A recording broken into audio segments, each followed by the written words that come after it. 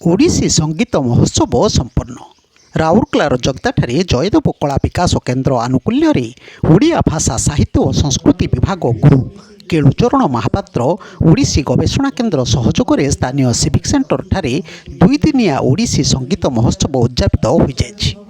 ନରେନ ଦାସଙ୍କ ସଭାପତିତ୍ୱରେ ଉଦ୍ଘାଟନୀ ଦିବସରେ ସମ୍ମାନିତ ଅତିଥି ଭାବେ professor doctor Kalyani Mishra, RSP ମୁଖ୍ୟ ମହାପ୍ରବନ୍ଧକ ଏସ୍ଏସ୍ ରାୟ ଚୌଧୁରୀ, ମହାପ୍ରବନ୍ଧକ ଅବକାଶ ବେହେରା ପ୍ରମୁଖ ଯୋଗ ଦେଇଥିଲେ।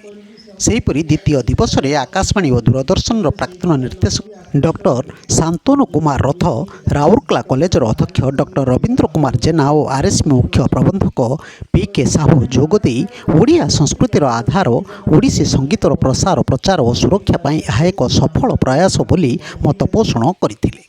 ସାଧାରଣ ସମ୍ପାଦକ ପ୍ରଦୀପ କୁମାର ପଣ୍ଡା କାର୍ଯ୍ୟକ୍ରମର ଆଭିମୁଖ୍ୟ ସମ୍ପର୍କରେ କହିଥିଲେ ଯେ ରାଉରକେଲାର ସମସ୍ତ ଗୁରୁଙ୍କୁ ଗୋଟିଏ ମଞ୍ଚରେ ସ୍ଥାନ ଦେବା ସହ ନୂତନ ପିଢ଼ିର ଛାତ୍ରଛାତ୍ରୀଙ୍କୁ ସୁଯୋଗ ଉତ୍ସାହିତ କରିବା ପାଇଁ ଏହି କାର୍ଯ୍ୟକ୍ରମର ଲକ୍ଷ୍ୟ। ଝିଲିମା ମହାନ୍ତି ଓ ସାଂସ୍କୃତିକ ସମ୍ପାଦକ ଡକ୍ଟର ସୁଶାନ୍ତ କୁମାର ପାଣି କାର୍ଯ୍ୟକ୍ରମ ପରିଚାଳନା କରିଥିଲେ। ଅନୁଷ୍ଠାନ ପକ୍ଷରୁ ଡକ୍ଟର ଉତ୍ତମ ଚରଣ ଜେନାଙ୍କୁ ଜୟଦେବ ସ୍ୱାସ୍ଥ୍ୟସେବା ସମ୍ମାନ, ଗୁରୁ ବୀଣାପାଣି ରଥଙ୍କୁ ଜୟଦେବ ସଙ୍ଗୀତ କଳା ସମ୍ମାନ, ସୁଶ୍ରୀ ବର୍ଷାରାଣୀ ପଣ୍ଡାଙ୍କୁ ଜୟଦେବ ନୃତ୍ୟକଳା ସମ୍ମାନ, ଦିବ୍ୟାଙ୍ଗ କ୍ରୀଡ଼ାବିତ ବିଦ୍ୟାଧର ବେହେରାଙ୍କୁ ଜୟଦେବ କ୍ରୀଡ଼ା ସମ୍ମାନ, କ୍ଲିନ୍ ଆଣ୍ଡ ଗ୍ରୀନ୍, ମାଣିକ ଓ ଏକତା ଗ୍ରୁପ ଅନୁଷ୍ଠାନକୁ ଜୟଦେବ ସମାଜ ସେବା ସମ୍ମାନରେ ସମ୍ବର୍ଦ୍ଧିତ କରାଯାଇଥିଲା। କାର୍ଯ୍ୟକ୍ରମର ଉଦ୍ଯାପନୀ ଦିବସରେ ଓଡ଼ିଶା ସଙ୍ଗୀତ ପ୍ରତିଯୋଗିତା, ଓଡ଼ିଶୀ ନୃତ୍ୟ ପ୍ରତିଯୋଗିତା ଓ କଳାକାରମାନଙ୍କ ଦ୍ୱାରା ଓଡ଼ିଶୀ ସଙ୍ଗୀତ, ଓଡ଼ିଶୀ ନୃତ୍ୟ ଓ ତବଲା ବାଦନ ପରିବେଷଣ କରାଯାଇଥିଲା। ସେହିପରି ଉଦ୍ଯାପନୀ ଦିବସରେ ଓଡ଼ିଶୀ ସଙ୍ଗୀତର ବର୍ତ୍ତମାନ ଓ ଭବିଷ୍ୟତ ଶୀର୍ଷକ ଉପରେ ଆଲୋଚନା ହୋଇଥିଲା। ଏହି ଆଲୋଚନା ଚକ୍ରରେ ଡକ୍ଟର ଶାନ୍ତନୁ କୁମାର ରଥ, ଡକ୍ଟର ନିମକାନ୍ତ ରାଉତରାୟ, ଗୁରୁ ଶ୍ରୀ ସଚ୍ଚିଦାନନ୍ଦ ଦାସ, ପଣ୍ଡିତ ରଘୁନାଥ ପାତ୍ର, ସୁଶ୍ରୀ ବର୍ଷାରାଣୀ ପଣ୍ଡା, ଡକ୍ଟର ସୁଶାନ୍ତ କୁମାର ପାଣି, ପ୍ରଫୁଲ୍ଲ ମଙ୍ଗଳ, ବୀଣାପାଣି ରଥ, ଆଶାଲତା ଷଡ଼ଙ୍ଗୀ ଆଦି ଅନେକ ସଙ୍ଗୀତ ଗୁରୁ, ରାଉରକେଲାର ବିଜ୍ଞ ବ୍ୟକ୍ତିତ୍ୱ ଓ ଛାତ୍ରଛାତ୍ରୀମାନେ ଅଂଶଗ୍ରହଣ କରିଥିଲେ। ଆର୍ଏସ୍ପି ମହାପ୍ରବନ୍ଧକ ପ୍ରମୋଦ କୁମାର ସାହୁ ଯୋଗ ଦେଇ ଓଡ଼ିଶୀ ସଙ୍ଗୀତ ଆମ ଜାତିର ସଂସ୍କୃତି ଓ ଅସ୍ମିତାର ପରିଚୟ ବୋଲି କହିଥିଲେ।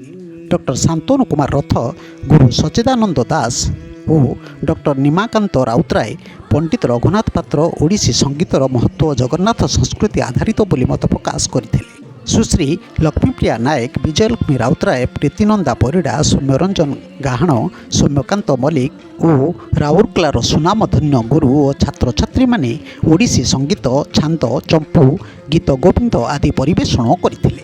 କୃତି ପ୍ରତିଯୋଗୀଙ୍କୁ ପୁରସ୍କାର ପ୍ରଦାନ କରାଯାଇଥିଲା। ଉପସଭାପତି ହରିହର ପଣ୍ଡା ଧନ୍ୟବାଦ ଦେଇଥିବା ବେଳେ ଉପଦେଷ୍ଟା ସଞ୍ଜୀବ ମହାନ୍ତି, ପ୍ରଭାତ ମହାନ୍ତି, ମଧୁସୂଦନ ମହାପାତ୍ର, ତ୍ରିଲୋଚନ ପରିଡ଼ା, ଭୋଳାନାଥ ମାଝୀ, ଭୀମସେନ ନାୟକ, ରଶ୍ମିରେଖା ମିଶ୍ର, ରୁକ୍ମଣୀ ବେହେରା, ପଦ୍ମିନୀ ସାହୁ, ସ୍ୱର୍ଣ୍ଣରେଖା ମହାନ୍ତି ପରିଚାଳନାରେ ସହଯୋଗ କରିଥିଲେ। ବ୍ୟୁରୋ ନ୍ୟୁଜ୍ ଓଡ଼ିଶା କଥା। ଓଡ଼ିଶା କଥା ୟୁଟ୍ୟୁବ୍ ଚ୍ୟାନେଲଟିକୁ ଆପଣମାନେ ଦେଖୁଛନ୍ତି, ମତାମତ ଦିଅନ୍ତୁ, ଲାଇକ୍ କରନ୍ତୁ, ସବସ୍କ୍ରାଇବ୍ କରନ୍ତୁ ଓ ସେୟାର ମଧ୍ୟ କରନ୍ତୁ।